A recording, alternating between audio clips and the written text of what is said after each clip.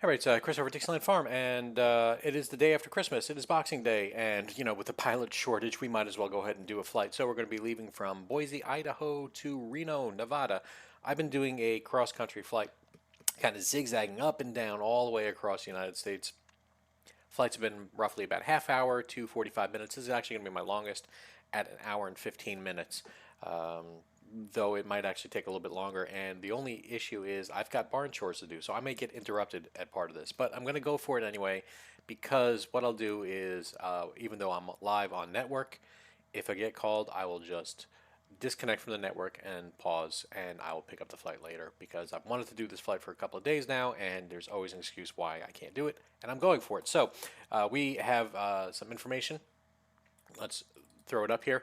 We are going and following this route. We're using the information from SimBrief. SimBrief, what it does is it takes different flights that simmers and real life airplanes have done and kind of puts it all in the big database and actually generates a flight for you. And you put in how many passengers you have, and it gives you a fuel calculation, what your best alternate is, even which runway to take off of. All that information that a normal ground crew, you know, office would do and give to the pilot. So it takes some of the planning out of it, but I've already kind of pre-planned, and we're basically taking the same route anyway. So yeah, I've already got the passengers loading here right now. You can see it's loading up the fuel, and since we are going to be kind of alone in the sky, there's no ground air traffic control on at the moment in the Salt Lake City area, which is who would cover Boise and probably up into Reno, I think. Okay, so this is the pilot client that I have that attaches to VATSIM, the online flying network, and I'm just filling out the flight plan right now. So we are IFR, my airline, Continental 5522. We are a Dash-8 going 320 knots, slant G, which means we are RNAV capable. We're going to 24,100 feet in the air, flight level 240.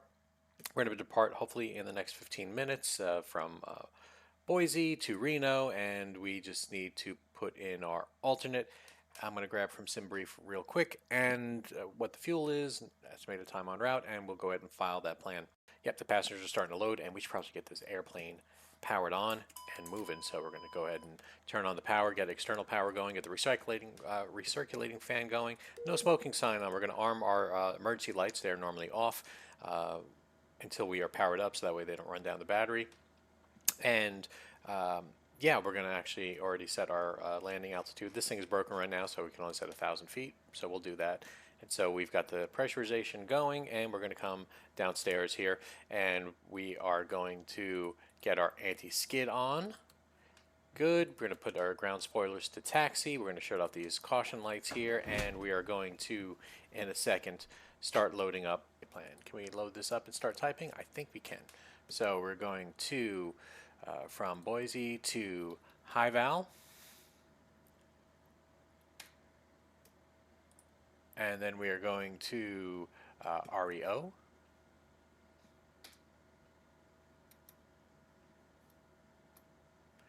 and then we are going to My Bad, and then KRNO. There is somebody right behind us. There's an Allegiant. So if we're going to push out, we're going to have to push out away from him.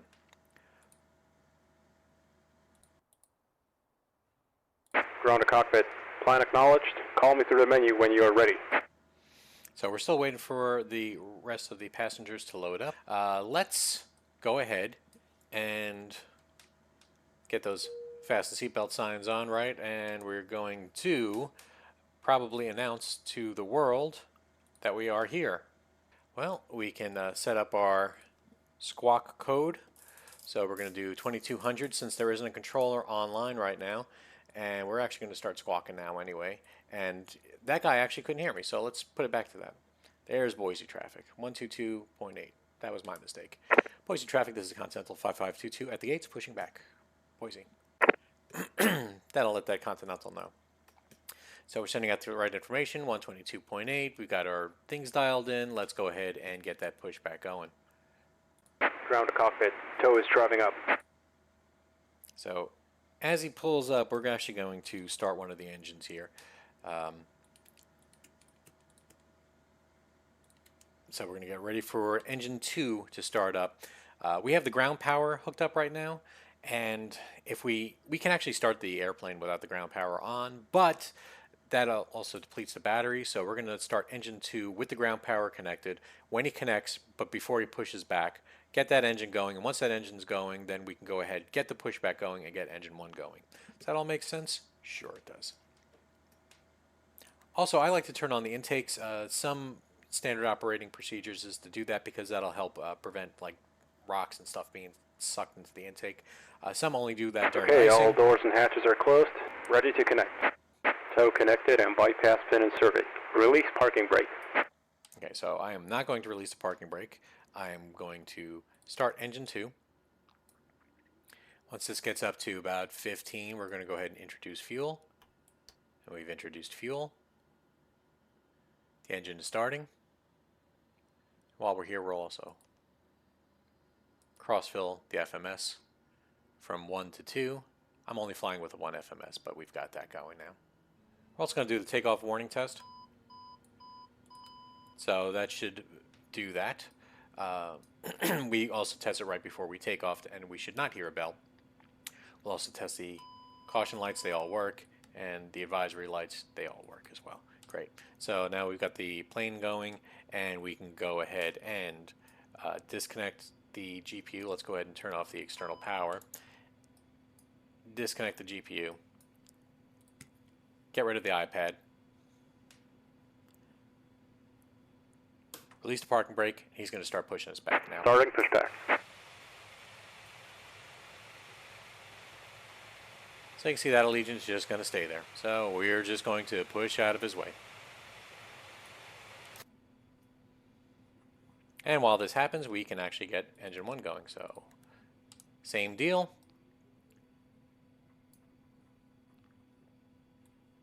Introduce fuel. So is everything nice and stabilized here? It sounds like it. So now that everything's stabilized, we can go ahead and increase our engine power. We can also probably turn on our pitot. We can undo our main bus tie, and we can turn our yaw damper on. And let's go ahead and turn the bleeds on, and we'll put on normal here. So now the air conditioning is going. Operation complete. Set parking brake.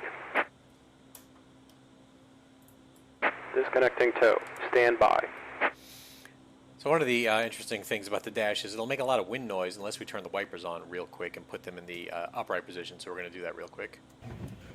So now the windshield wipers are in the position that makes the least amount of noise, if that makes sense.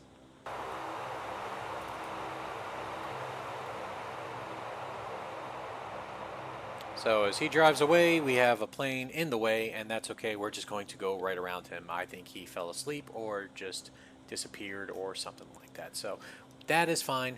We are going to just park around him. Boise traffic, this is Continental 5522, taxiing to runway 10 left via Alpha. We'll be going around the Allegiant air there. Boise. Alright, so we told the guy what we were doing here. So we got the landing and strobe lights on. We're going to turn off that control lock there.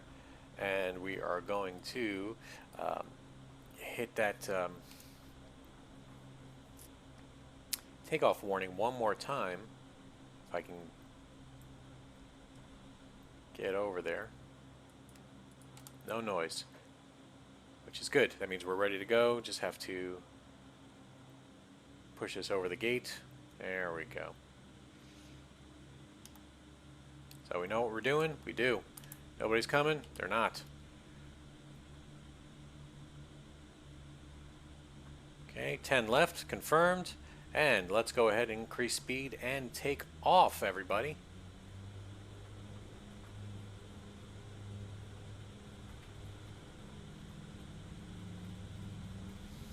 All right, airspeed is alive. 80.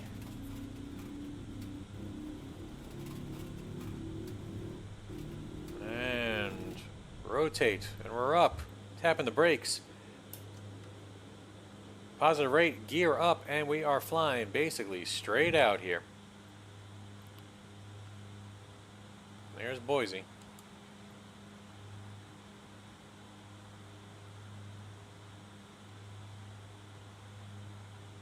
Alright, 3,800. We can retract the flaps. We can also bring our speed down just slightly to climb speed.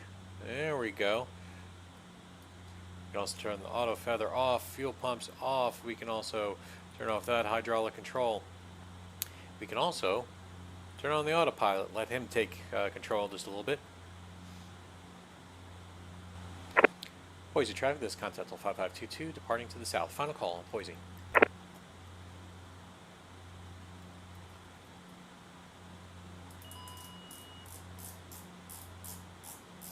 And since nobody's here, we're actually going to just clear ourselves right to 24,000.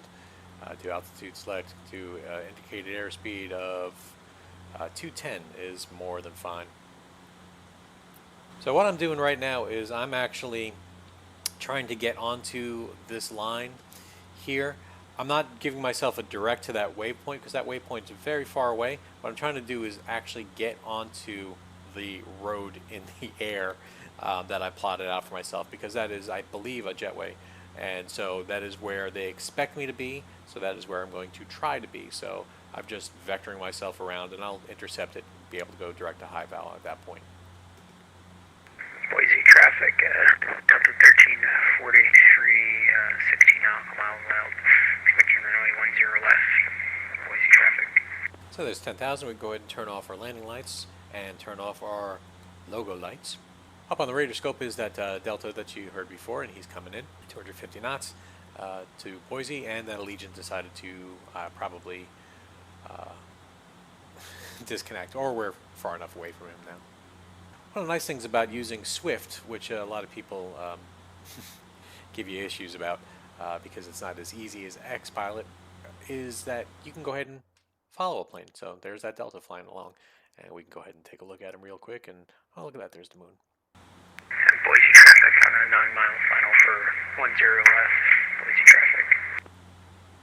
So after a certain point, we're actually just going to put it into a pitch hold mode instead of indicated airspeed, because as we climb, our airspeed's actually going to decrease.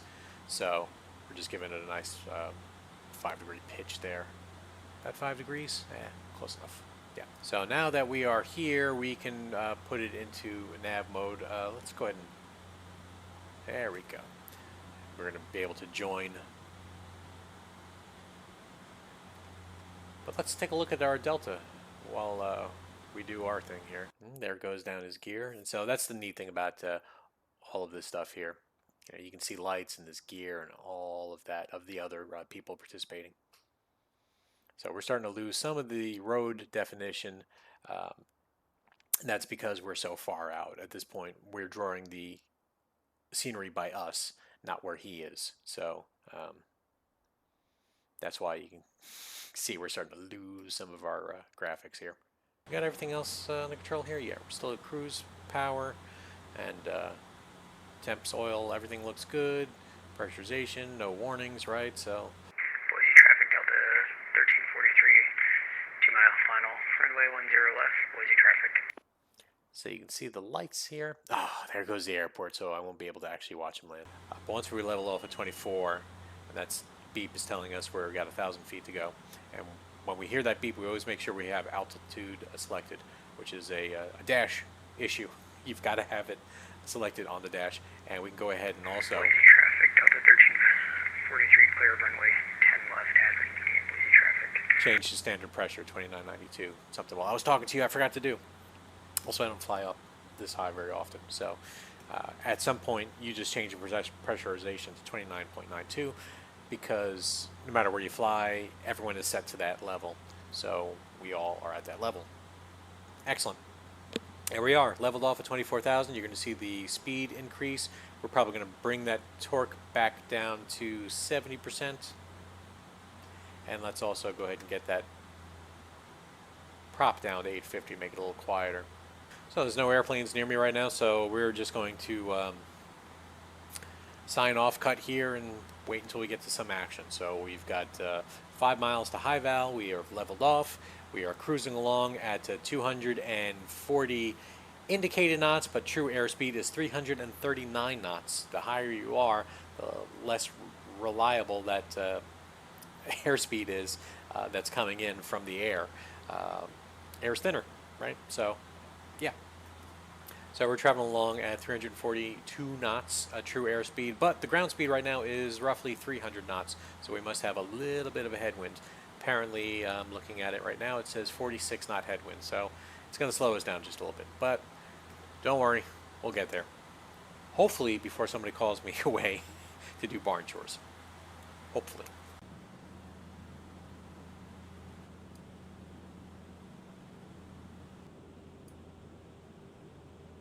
All right, so while we're in cruise here, we're just looking at our arrival.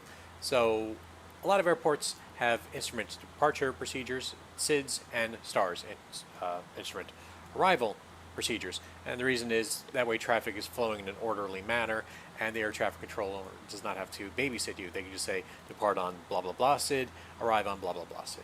And you'll be expected to follow that SID and STAR. And so I'm looking at the STAR right now, and the STAR ends at Windsor. And if we look at the ILS 16 right, which is what we are going to assume that we're getting, and you can see the instrument approach fix over here is Windsor. You can see right by that little white square. So Windsor at 11,000 feet, exactly at 230 knots. And then we come in, we follow it, and then we land. And then our missed procedure is to climb to 13,000 on the RNAV missed approach to Yarku, and the luckily the computer takes care of a lot of that, but we could do that also if we didn't have a computer. It's just a little bit more work, so not a big deal. So we have now briefed the procedure. How are we doing in the plane? So right now we're doing okay. Let's just pop this out so it's a little bit easier to look at. Let's look at Vnav here. So I'm going to go ahead and put in what I expect to drop down to. I'd like to come down at a vertical speed of 1,500 feet per minute. I see a lot of guys in the Dash do 1,800 feet per minute, but the problem is that by doing that, they have no wiggle room. So 1,500 feet, you got a little bit more wiggle room if you did it late or whatever. So it says we are going to start our descent in roughly 34 minutes at 173 nautical miles. So we got quite a bit of time to go. We got more than half an hour. So I'm going to check up on emails and other things and make sure that the plane is doing just fine. And then we'll circle back around again. Great. And it looks like we are outside turning.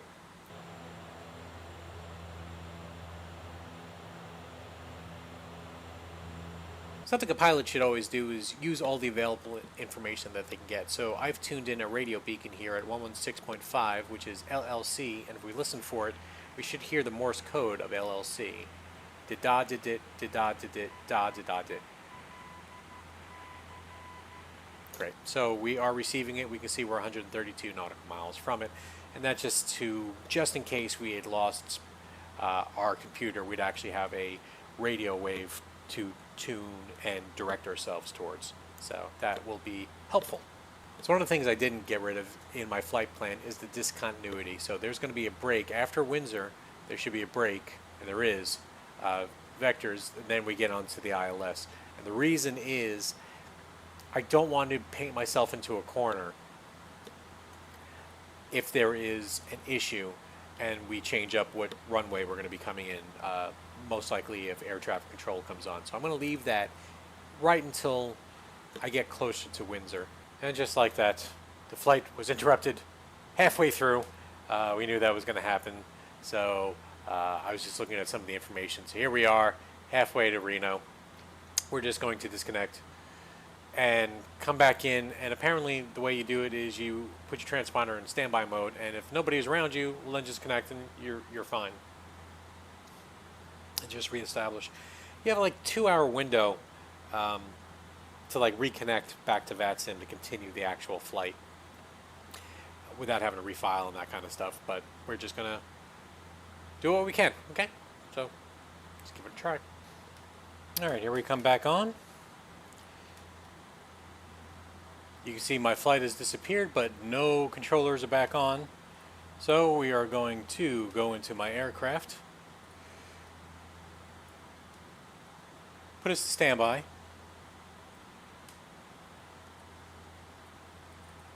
Open up my client. Connect. See, we're in standby here. Great. Change that to mode C. We're now squawking again, right? We didn't jump in on anybody. LAX Center, that's fine. And just like that, there's our flight back. Still has our routing and everything, so good. I was gone for approximately 40 minutes. I was able to reconnect my flight.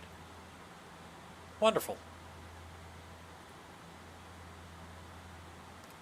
So we were about 13 minutes from our top of descent, so we've got a little bit of time here. Everything's coming up, Millhouse.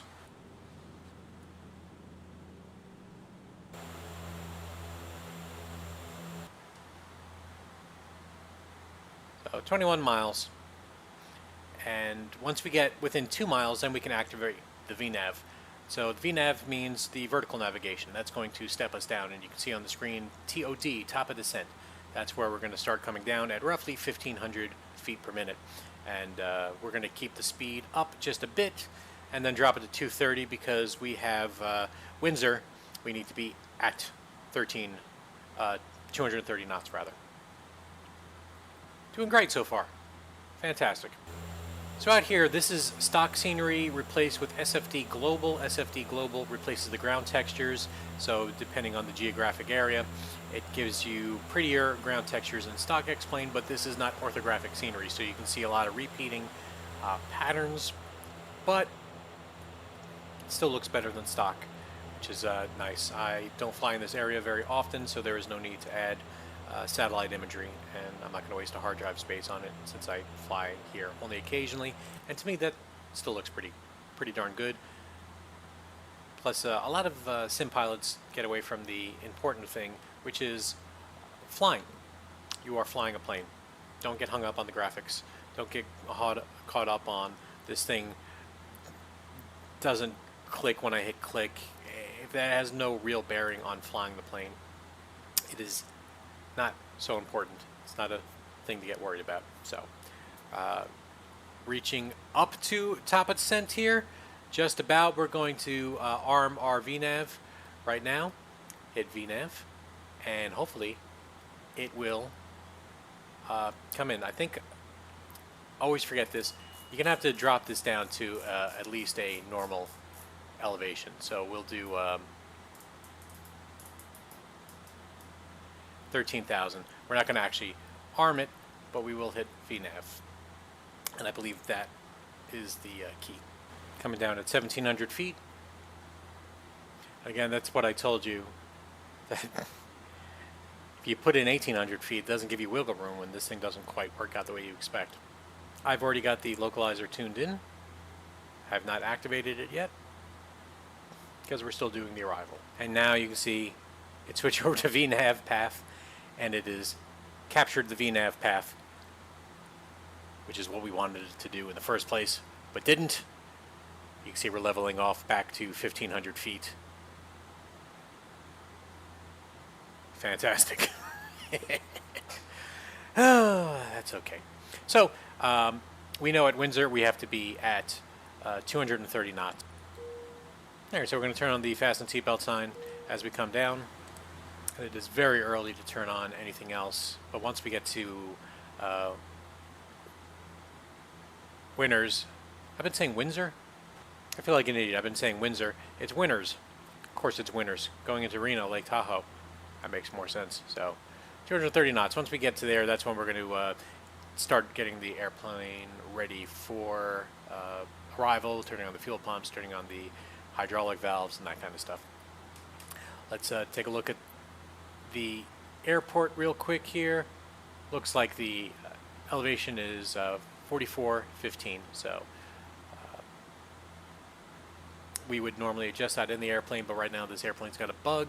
We can only set it to roughly 1,000 feet landing altitude. That's okay. We did our best. Coming down to 250 knots. I'm happy with that, but we have crossed over. Let's go ahead and call up the weather in Reno. 260 degrees. There's an 8-knot wind gusting to 15. That's fine. Broken at 6,000 feet, so we'll be fine. And then at 14,000 feet, we should also see. And the barometer is 2979, so we can go ahead and get that dialed in right now. So, and we'll be landing with flaps 15 because the airport is certainly long enough at 9,000. Oh, and we're coming on 16 right, so it's 11,000.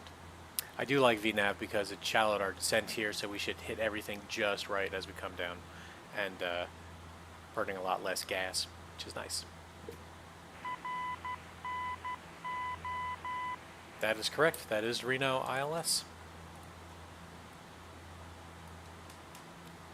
Any ATC on board? They are not. Checking the map. Is anybody nearby? They are not. Looking at my radar on the other screen. Is there anybody nearby? They are not. We will make a call when we are roughly 25 miles out and announcing to people what we are doing. So that's coming up soon. And here we are, slowing down to 230 knots for winners. Up a little faster. Come on. There we go. That's it. Just right about there. Reno traffic. This is Continental 5522, 25 miles to the northeast. We'll be coming in for the ILS runway 16 right, Reno. Okay, we're approaching 10,000. We're going to go ahead and get our landing lights on. Right, we're going to chime the crew to let them know that we are coming in for landing. Also get our logo light on, and we're going to pretend we just received our clearance. So we're going to hit taxi light. That is also on. We have. We're not going to change our pressurization just yet, but we have our fasten seatbelts on. We're going to turn on our fuel pumps and our hydraulic valves, right? And we do not hit auto feather on landing. And let's go ahead and get that speed down to roughly 200 knots now. Going to put it into heading mode. Going to change our nav source to the ILS.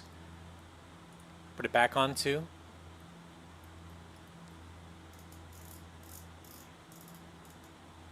can see we have the glide slope. We're just above it right now. You can see the runway is right in front of us. We're just waiting for that glide slope to come down. And I've hit approach, so that way I can capture the glide slope. We've captured the glide slope. We're going to go upstairs and put the bleeds to minimum. Terrain. So that is not really terrain, but we can't disengage that, so that's fine. Okay, we're on glide slope. Not so much straight, but we're getting pushed a little bit, but we're doing just fine. Let's get that speed back down.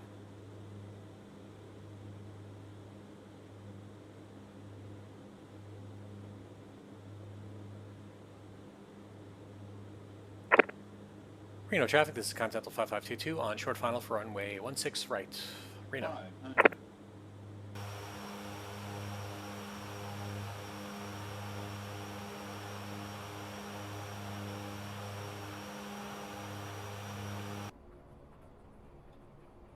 And once we do that, then we can worry about cleaning up the plane, getting everything going.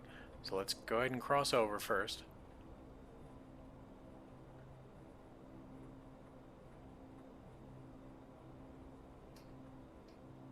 Okay, now that we're off, now we can go ahead and turn off landing light, turn on the beacon light, right? Let's go ahead and get that gust lock in place. There we go. We can turn off those fuel pumps, but we're going to leave everything else on. We can turn off the yaw damper in a second. We're going to do main bus ties. We're going to go ahead and get that air conditioning going again because we are in Reno, right? Boom. And let's go ahead on Bravo. Let's just tell people where we are. Reno traffic, this is Continental 5522, just departing runway 16 right, taxiing back to the gates via Bravo, Reno. So it looks like we got the gates right over there. Lots of stuff going on, and the frame rates here are great. Very good. Kind of a crappy-ish landing, but we got it down, so I started getting thrown. that into taxi mode. But that's okay.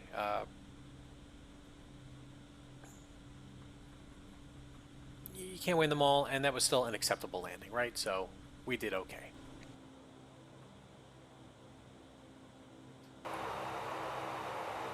So the flight was 1 hour and 9 minutes, not bad at all. And while we had a couple of issues, including having to disconnect in the middle of it, I'm still pretty happy with all of that. Yeah. So now what we're going to do is we're going to shut down number 1. We've waited roughly 30 seconds. Normally you'd hit the chrono, and that's enough to get it going. Shut down number 1 so that way they can hook up the ground power unit. Once that big blade of death out there stops, we'll hook up the ground power unit. It looks like the ground power unit already got hooked up anyway, so. Yeah. So, since we've done that, then we can go ahead and put it on ground power. And we can, turn off just about everything. We can get the fasten seatbelts undone. And we can tell people that they can start unloading once I stop the other engine. Thank you for coming along with this flight. Like I said, a little bumpy at the end, but I'm getting used to this plane, and I'm way happy with how the flight did go. So, for Dixieland Farm, thanks for watching.